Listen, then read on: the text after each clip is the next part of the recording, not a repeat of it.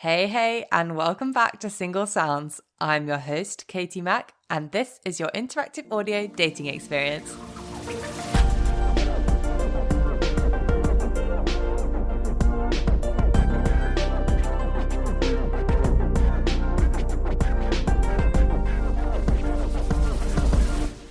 Since last time I spoke to you lovely listeners, we've had 2 separate dating requests, so for 2 different characters. I am so excited about this and I really hope I can update you soon.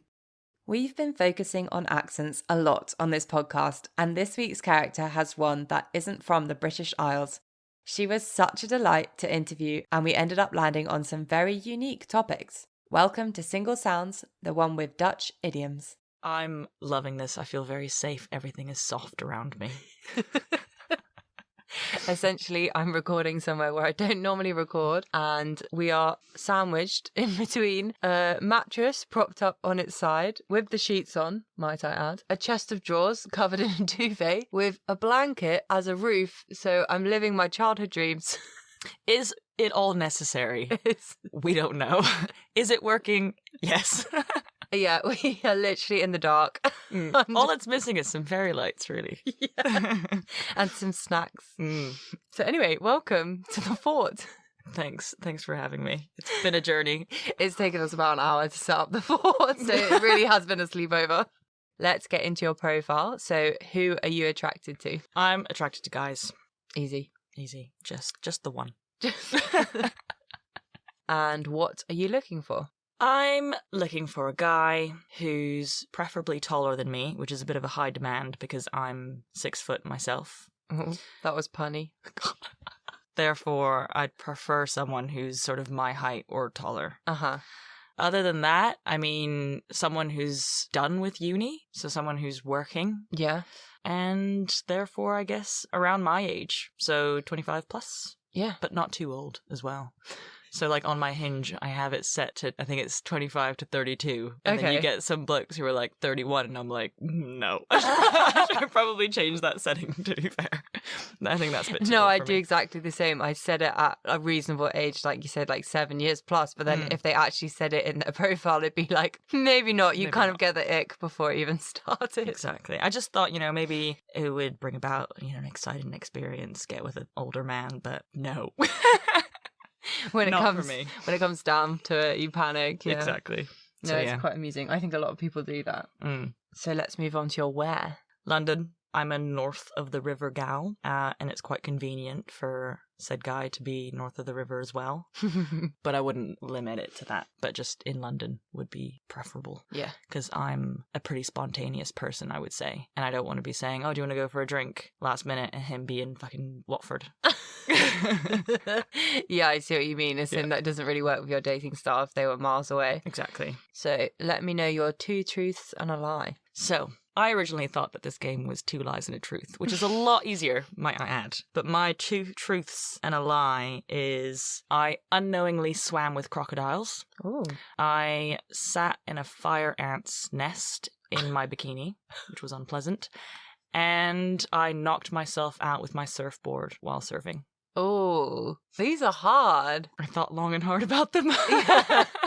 This might be the first one I don't get. I'm going to try and break them down. Okay. So we've got swimming with crocodiles. They're quite stealthy. Can imagine that. Unusual one to make up. We've got... And I feel like unknowingly is the key. Yeah, exactly. Bit. It's not like some extreme sport where I'm like, let's go swim with some crocodiles. No. It was very much, let's have a pleasant swim. And then later someone on told you later. realised it was crocodile signs? infested. I mean, there probably were signs, but I didn't see them. Fire ant's nest in your bikini. It was very sore. Yeah, that sounds bad. I feel like that would be a very unusual one to make up. I'd be very impressed with your creative abilities. So, knocking yourself out with a surfboard, kind of like, how are you alive? How am I alive? Yeah. My mates were there. I'm thinking, did you go unconscious? Like, that's quite dramatic. Could have drowned. But my mates were around and they brought me to shore. So, yeah. Did have a big egg on my forehead for a few days, though. They all just sound so real. I'm really struggling. This is good. I'm enjoying the challenge. I'm going to go crocodile's not real. It's real. Damn!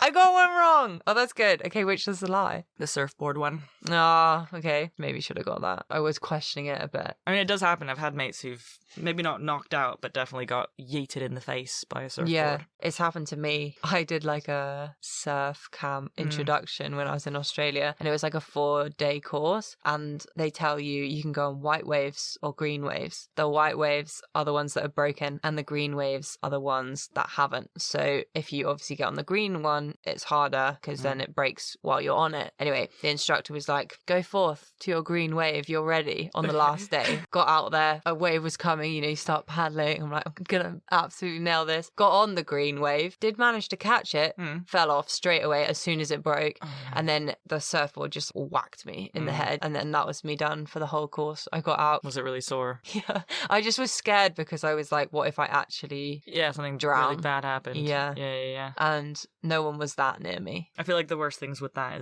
is when you don't know anymore what is up. Yeah, exactly. And you're just like tumbling under this wave. Yeah. Have you had when you're in a current? Yeah. Even in the swimming pool sometimes. Well, like the rapids. Like a lagoon, like the rapids. In a swimming pool. Where you're like doing your own shit underwater and then you don't know where up is anymore. Oh, I get it. It's in like your tumble turning. Yeah. Oh, that's so funny. Okay, moving on.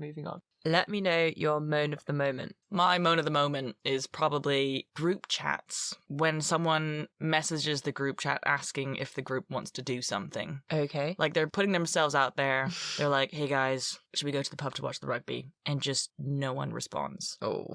And it's like, I know you've seen it. Like, and I know you're free. I'd rather hear no than silence. Yeah. And that's agree. like a big pet peeve moan of the moment for me. Because I feel like I'm the type of person where I don't mind reaching out to people and making plans. But like, don't air me. Like, give me a response. Or just say, sorry, can't. What about next weekend? Like, suggest something else. So I always hate when people do that when you're dating as well. If you suggest a day and then they're like, no, sorry, I'm busy, and then they don't suggest another day, fuck that person. Because you're right, if it's your friend, you just think, don't you like me? Yeah. Do you not want to hang out? So it's even worse than a date, because the date might actually not want to hang out, but your friends, you'd hope. Yeah, I had that recently with a guy where we were sort of trying to arrange to go for drinks, and he was like, planning to go to the pub after work, I'll let you know where I end up, and then just doesn't let me know where he ends up.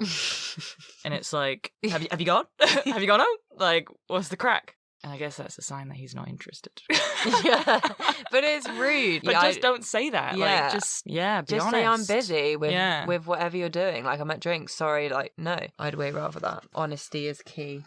Let me know your worst dating story. I feel like I haven't really been on that many dates, but of the ones that I have been on, I mean, there's one that always comes to mind, and it was with a guy from Hinge. He was super American, which isn't a bad thing, but he just like, when it just oozes.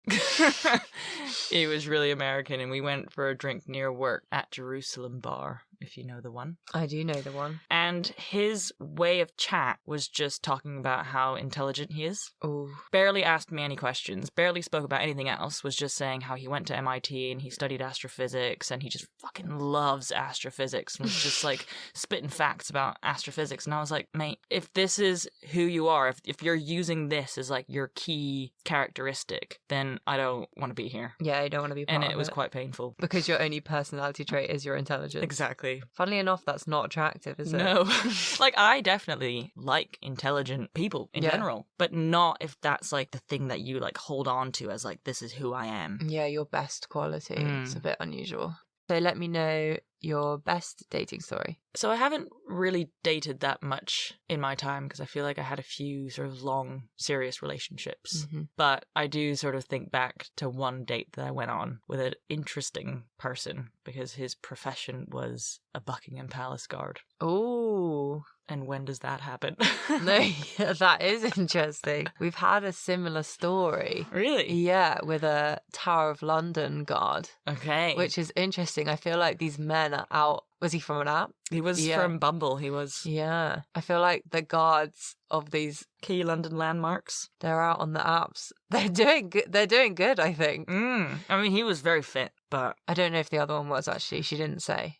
But it'd be hilarious if it was the same person. That would be something. And we did say, we were like, if anyone's out there, He's dated another guard. Did you get to try on the uniform? No, he was in his casual civilian gear. Oh, fine. When we met up. I wish. Or let's discuss your most irrational fear. So I gave this question a bit of thought because I do think that a lot of irrational fears are actually rational.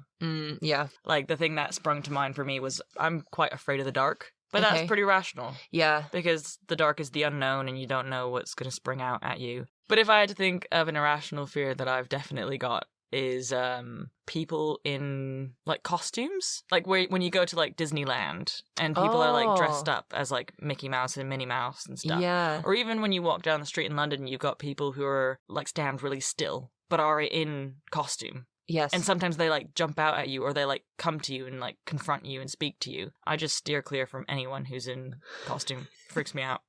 Like I'll go out of my way to avoid them and I do not want to interact with them whatsoever. Oh, interesting. Is that from a childhood trauma of like Disneyland? Maybe. I don't know. Yeah, you don't know. Not sure where it comes from. No, I think generally though I don't really like being confronted by strangers. And then it makes it even spookier that you don't know who they actually are. You can't see them, yeah. It is a bit weird. I remember thinking when I was younger, when I was at Disney, I thought, it's weird to think there's probably like a grown man in there and I'm hugging him. Yeah. And it's a bit weird. Mm-hmm. I did have a phase at one point, and this was like serious, and I'm glad I've kind of grown out of it. But it was like kind of afraid of the dark, but to another level, where I thought there was someone in my, like not someone, but something in my room when I went to bed at night, like a spirit almost. And I think that probably stemmed from watching Paranormal Activity when I was a kid. Yes. And then afterwards having loads and loads of nightmares about paranormal things happening. And it got so bad at one point that I had to feng shui my room in the hopes that it would like get rid of the evil spirits. And my housemates would like take the piss because it would get to that point around like 9-10 p.m. when we're all winding down to go to bed. And I'd be in the most chilled out, relaxed state, you know, just on my phone on the couch, having my tea. And someone would make a joke about like, oh, the demon's going to bed. Or like, oh, did you hear that? Must be the demon. And I'd literally get really, really angry with them and be like, guys, it's not funny. It's not funny. Like, I'm now going to go to my room and like check underneath my bed and like in my cupboard if the demon's there. It was a big problem. Again, like you said, don't know if it's irrational because if something was in your room, that would be terrifying. Exactly. But we don't really know if that is even a possibility. So I guess that's where the irrational part comes in. I mean, do you believe in ghosts? This is like the best conversation to be having in this little fort. Sleepover vibes. Yeah. Go. I actually don't know. I've once thought, this is getting quite deep now, but when my grandma died, if I thought of her and like the wind would blow, I'd be like, she's with me, that sort of thing. So that's like a pleasant ghost. Yeah, I don't think they scare me. I think maybe people that have died are like around and they're like supporting you in things, but I just think of it in a positive way. That's nice, yeah. Yeah. But you wouldn't be afraid that like if you came home from work and you were home alone and like the kitchen cupboard closed, that wouldn't bother you? I am scared of noises when I'm alone, but my mind would instantly go to someone's in the house. I'm more afraid of people being in the house, rather like a burglar or a murderer. Yeah, my mind would never go to ghosts. I feel like I'm more afraid of a demon ghost figure than I am of a human being. Yeah, that's interesting. I think the human being's much more likely. I could take on a human being. A demon. Yeah, maybe that says a lot about you. You just rate yourself in terms of getting out of self-defense. Yeah, sticky situations, whereas I clearly don't. I just think I'd be instantly murdered. Well, hopefully we'll never find out. Yeah, exactly. I think it's all a bit irrational. Let's discuss your stop, start, continue. So if someone were to date you, what should they stop doing, start doing, and continue doing? I think for stop, I would say being on your phone while we're watching a movie. Oh yeah, that's like a good if one. you're not enjoying the film, we can watch something else. Like, I want to experience it together, and if you're on your phone, then you're clearly not paying attention, and then I'd just rather not. Watch it, yeah. How would you feel about TV series? Is it like all TV genres? Yeah, because I feel like I'm not one to watch TV very often. Right. Like, it's not a thing that I do much, and if I do it, I tend to do it alone. Yeah. So if I'm taking the time to watch a film or TV with someone rather than doing something else, then I want them to be engaged in, like, the activity. Yeah. And if they're not, let's do something else. That's what I was getting at, definitely, that for you it's like a timeout, no distractions thing, which I do get with movies. I agree. I want everyone's full attention on the movie because it's not that long. Whereas I put on a lot of background TV. So I often go on my phone when I'm watching those, like Friends, for example. Office, seen it. So it's more just something to put on in the background. I guess it's kind of like a radio. Yeah. But a film is different. I agree. You want to know the story and be invested. And, like, be able to talk about it afterwards. Yeah. And if they're on their phone the whole time, then... Also, it's really annoying that if someone's not watching and you go, oh, did you see that? That was so funny, or like, that was so good. And or if you laugh and they go, oh, what was it? And you're like, well, you should be watching then. That's another thing, actually, in line. So one, don't be on your phone, but then also I kind of find it annoying when you're watching a film and someone keeps asking you questions about the film. And if we are asking questions and discussing the film, I want to pause it. Yeah. Because I don't want to miss anything. Or, like, let's just talk about it afterwards. Like, have your thoughts on your own, and then let's talk about it afterwards. Thoughts to yourself, please. No, I agree, because then it's like, again, you're creating that cinema experience. No phones, no talking. Yeah, I wouldn't do that in a cinema. Yeah, exactly, which you can't. And when people try, have you had that? They try and whisper in your ear, and you're like, I can hear. I don't want to be that person that's speaking in the cinema. I'm really bad in the cinema. If someone's talking, I will turn around and give them evil eyes. Yeah, I'm that person. But yeah, how about start? So for start, I would say, so when you're in a relationship with someone or when you're dating someone, you're obviously two individual people who have come together and like they've chosen to spend time together. But they're still two individuals. Yes. And they have their own interests and their own friends and yada, yada, yada. And I think it would be nice if the person you're dating starts to introduce things that they enjoy as an individual. And that you might not necessarily like, but just... You can give it a go. But give it a go. Yeah. And I'm talking, like, if the person I'm dating clearly knows that I'm into house and techno music, for example. But they, when they're on their own, listen to K-pop. I don't know. Like, just start sharing those things with me. Yeah. Because you might like it, really like it. Because I find sometimes with people who are dating and are in relationships, they start to, like, morph into one person. I was just about to say morph, yeah. Yeah. You've got Joe and you've got Kim, and then all of a sudden they become Jim.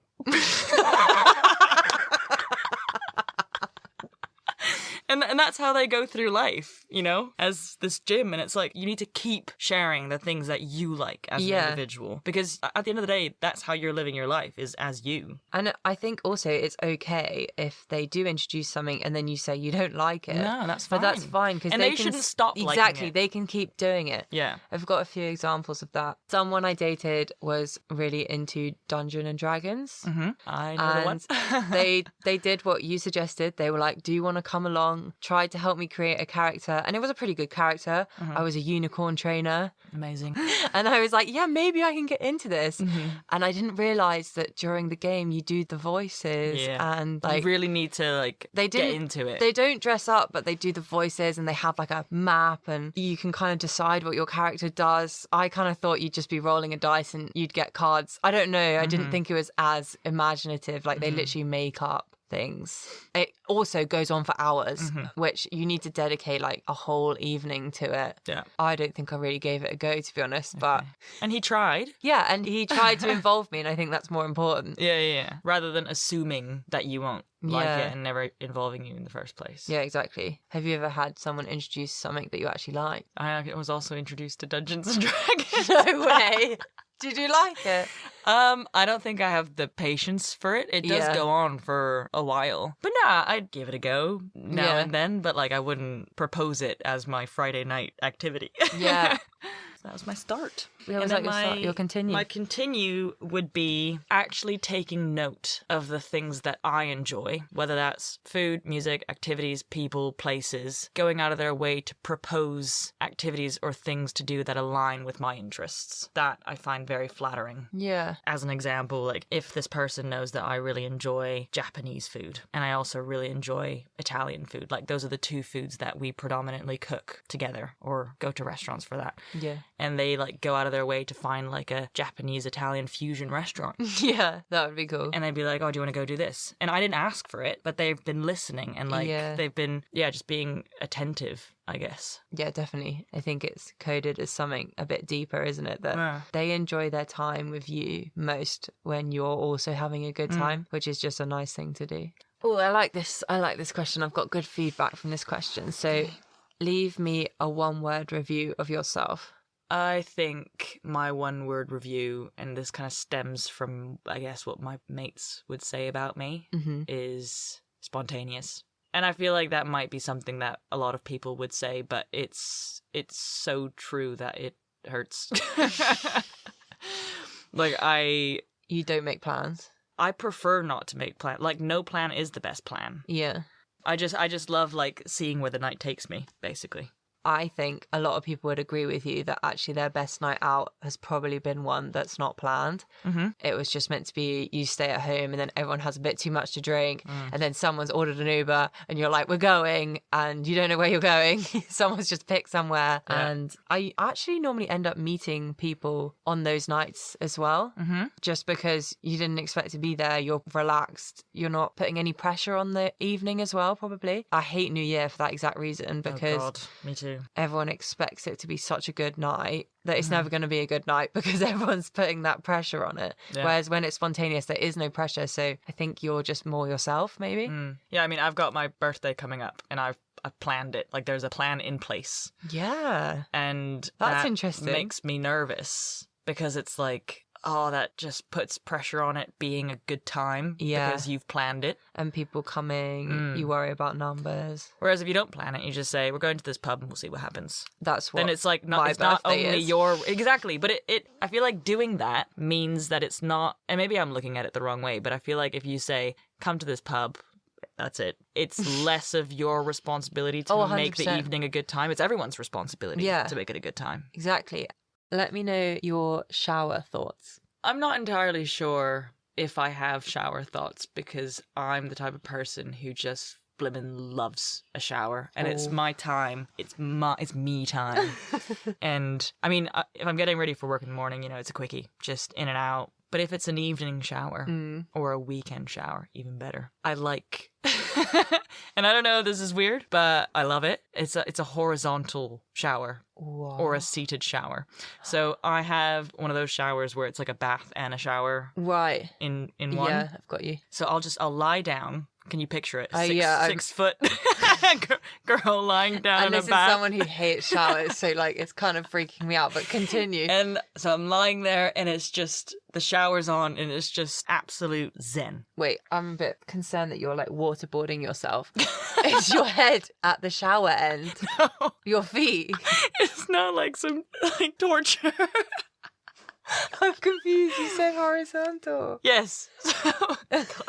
The stream of water is basically like kind of hitting my stomach, I guess. Oh, so you're in the middle. Well, I'm lying down with my head on one end and my feet on the other, but I don't know if you have like some fancy shower, but mine's coming from the wall. At a diagonal. Yeah. No, it's not like a beautiful waterfall. No, I wish. Oh my God, that'd be even better. I get it. No, this makes so much more sense. So it's a shower that goes diagonal. So then it's kind of like hitting your body. Yeah, yes. That's amazing.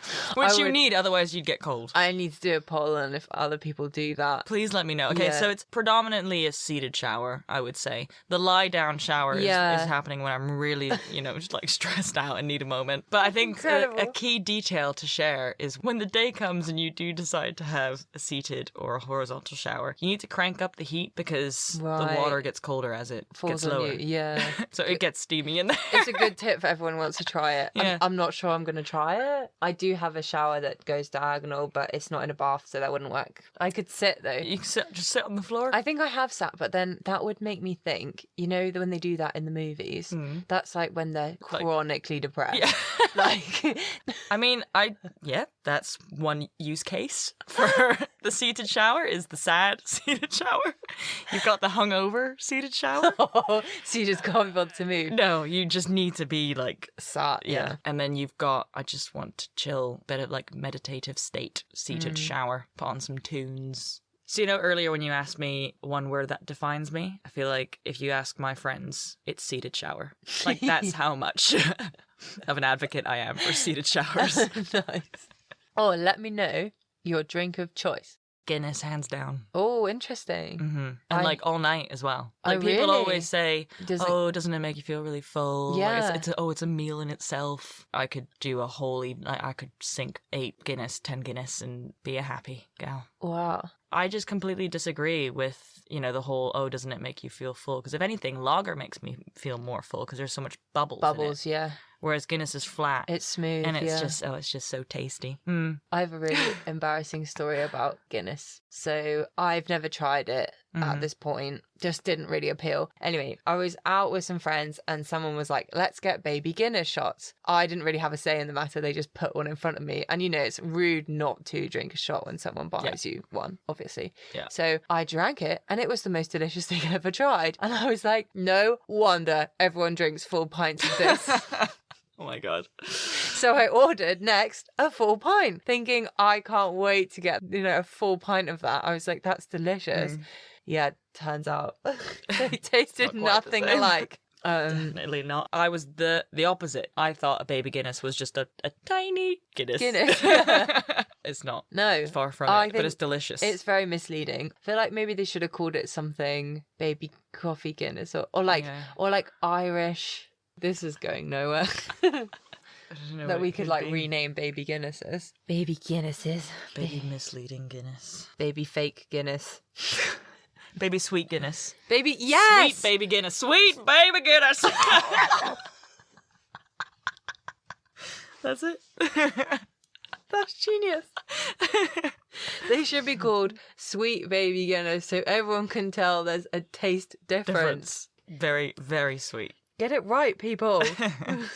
Why are we coming up with these great ideas? Okay. This is your surprise section. Okay. I have reached out to one of your close friends and they have sent in a voice note to say why someone should date you. No, you haven't. Yeah. What? Who? Well, you're going to find out. I can guess who it is. Yeah, we'll see if you can guess. Where to even begin? My mate is an absolute catch. Now, being a beautiful, tall Dutch woman who's lived all over the world is one pretty good reason. But let's start with the important stuff. She's got great chat. Are you a table tennis texter? Need someone to bounce off of? If so, my mate's perfect for you. She'll keep you on your toes, laughing the whole day, sharing her ridiculous and funny stories. She's also one of the most spontaneous people I know. Having a chill eve on Monday? Nope, not with her. She brings the energy and will get you excited to go out even if you're both nursing a fat hangover from your Friday and Saturday shenanigans. Speaking of shenanigans, if you don't like a Guinness or 6, I'm afraid it's a no from her. And don't let her fluent English and American accent fool you. If nothing else, she'll make you laugh with her confusion of popular idioms. As she would say, it's the game, not the player. So basically, you should definitely put all your eggs in one basket for my mate. She's great. Aw, that's so sweet. She mentioned everything we talked about as well. She knows me. She knows me very well. Other than the British idioms, that's funny. Oh, it's a problem. And I feel like in the UK, just people love to use idioms. Yeah. This is actually maybe one of my shower thoughts. Is where do idioms come from? Because they don't make any sense. Yeah, I think for a lot of the British ones, they're really old. But I've been learning, and I've really been enjoying learning idioms. But it definitely does confuse me sometimes. It's a weakness. And it can also be a weakness in the context of dating, because I feel like sometimes British people use idioms as a means of humor. Yeah. And I just won't get it. And then they feel really awkward. And then I'm like, what are you saying? I'm trying to think of a good idiom. Do you have any examples? The Dutch language also has some really great idioms. Oh, yeah? Give me some of those. So one of my favorite ones, which if you translate it directly into English just makes no sense, is as if an angel is taking a piss on your tongue. What does that mean? I'm guessing it's negative. No. Oh, it's positive. Oh, as in their piss is so good. Oh, it tastes so good. Yeah. So like if you're like... I was going the other way, being like, if the angel's pissing on your tongue, it must be like so disgusting. Yeah, no. So like if you just eaten something really good or had something really tasty, you would say, as if an angel just took a piss on my tongue. Amazing. Another Dutch idiom is, again, if you translate it directly, and I'm sure you have things like this in English where like the words just rhyme, is unfortunately peanut butter. And in Dutch it's helaas pindakaas, and it does mean whatever. Oh no, unfortunately, like, oh, what a shame. That's cool. But like so random. Unfortunately, peanut butter. Yeah. No, we definitely have something just like that. It's like one that's similar to the rhyming thing that you've got in English, which I always get the two words mixed up, and I'm gonna say it wrong now, I bet. Nilly willy or willy nilly. Willy nilly, not nilly willy. It's willy nilly. Willy nilly. Okay. Which like that's the same. But like to someone who doesn't speak English, or even to someone who does speak English, me, like what does that even mean? What does that mean? Willy nilly means without choice. That's the best way I can describe it. Without choice. So as in like you do something without thinking about it. Without thinking, yeah. Yeah. Oh my god, yes. Nilly willy is like spontaneous. It's literally like doing something in a spontaneous, like haphazard way. No plan is the best plan. Oh, it's just a willy-nilly night. Yeah! It's your new Maybe word. that's why I use it. Idioms are fun. A lot of ours are body parts. Pulling someone's leg, crossed an arm and a leg, by the skin of your teeth, neck and neck. That's interesting. Yeah. It's funny though, because to me, or like feeling under the weather, they don't... To you, they don't sound... They just sound like... Just, yeah. Willy-nilly. I really struggle to tell you what that means. But that's the thing, is idioms are so ingrained in the English language. Yeah. And like, specifically, I think British culture and like British language. Yeah. Like I've found since living in the UK, and I think more so in London, that like your Brits just love to whip out the idioms. Yeah. And it's right, really it's a humour funny. thing. Yeah. But I think also idioms is one of those things that you only really know if you're authentically from there. Like I speak Dutch with my family. Like I am Dutch. But I would struggle to say Dutch idioms. So really I've been fucked over because I don't know English idioms and I don't know Dutch idioms. I just don't know any. So that's why my mate mentioned it. Yeah, it's good. I liked her example was don't hate the game, hate the player. Which is not right? It's like, don't hate the player, hate the game. The other way. Yeah, that will happen regularly. That's really funny. Right, we're on our final round. So I'm going to read out the two things and you just go with your gut. Okay. Ready? First thing that comes to mind. Yeah. Dark chocolate or white chocolate? Dark chocolate. Whoa, didn't even finish. Like, that question disgusts me. White chocolate isn't even real chocolate.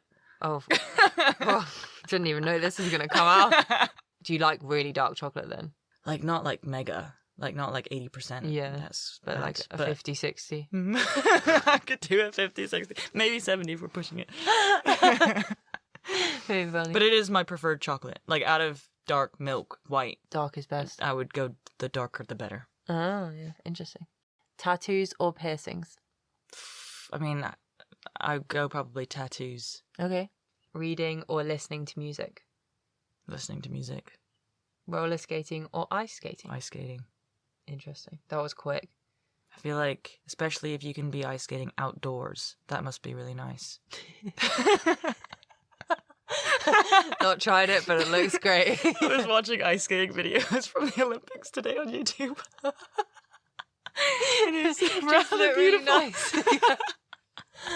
I got into a TikTok wormhole of just this random pretty girl ice skating in different places all over the world, and I was mesmerized for a long time. Yeah. Also, I feel like roller skating tends to happen in like these like roller discos. Yeah. And I associate those places like kind of smelling a bit sweaty. It's because the shoes smell, and then they spray with that stuff that does nothing. It's like spraying air, I swear.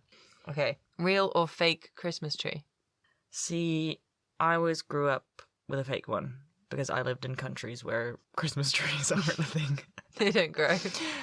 But I do like a real one. Like having the smell of a real Christmas tree in your house is quite nice. Yeah, so you go real. Yeah.